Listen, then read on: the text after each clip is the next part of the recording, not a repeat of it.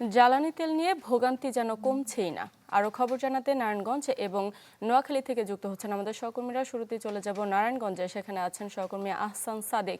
সাদেক, আমরা জানি যে যুদ্ধবিরতি ঘোষণা করা হয়েছে, এর কোনো প্রভাব আপনি দেখতে পাচ্ছেন কিনা জানাবেন।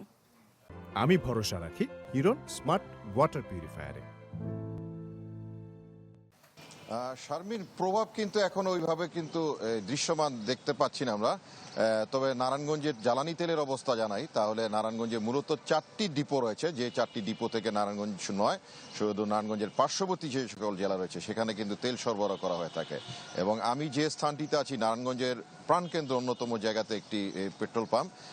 এই পেট্রোল পাম্পটিতে কিন্তু গতকাল থেকে তেল সরবরাহ না থাকার কারণে কিন্তু বন্ধ করে রাখা হয়েছে এবং সকালে আসার পরেও কিন্তু আমরা বেশ কয়েকটি পরিবহনের যাত্রী যারা রয়েছেন বা পরিবহন রয়েছে সেগুলোকে কিন্তু বারবার ফেরত যেতে দেখেছি। এবং দেখতে পাচ্ছেন হয়তো আপনি আমার পেছনে যে পাম্পের প্রবেশ মুখ যেটি রয়েছে, এখানে কিন্তু প্রবেশ মুখটিকে আটকিয়ে দেওয়া হয়েছে।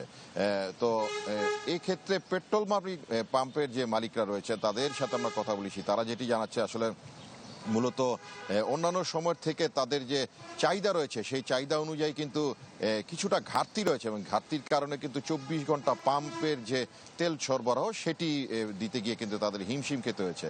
এবং আরেকটি অভিযোগ তারা জানাচ্ছেন যে পরিবহনের যে সকল চালক রয়েছেন বা মালিক রয়েছেন তারা কিন্তু যে তাদের যে চাহিদাটি রয়েছে চাহিদা অনুযায়ী তেলের সরবরাহ দিয়ে কিন্তু তারা যে পরিবহনটি চালাতে পারেন, এর চেয়ে কিন্তু অতিরিক্ত তারা কিন্তু বেশ কয়েক সময় তারা তেল নিচ্ছেন।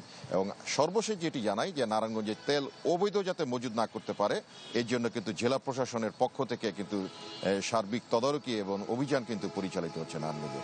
তো জ্বালানি তেলের সর্বশেষ এই পরিস্থিতি জানানো যায় আসলে। শারমিন।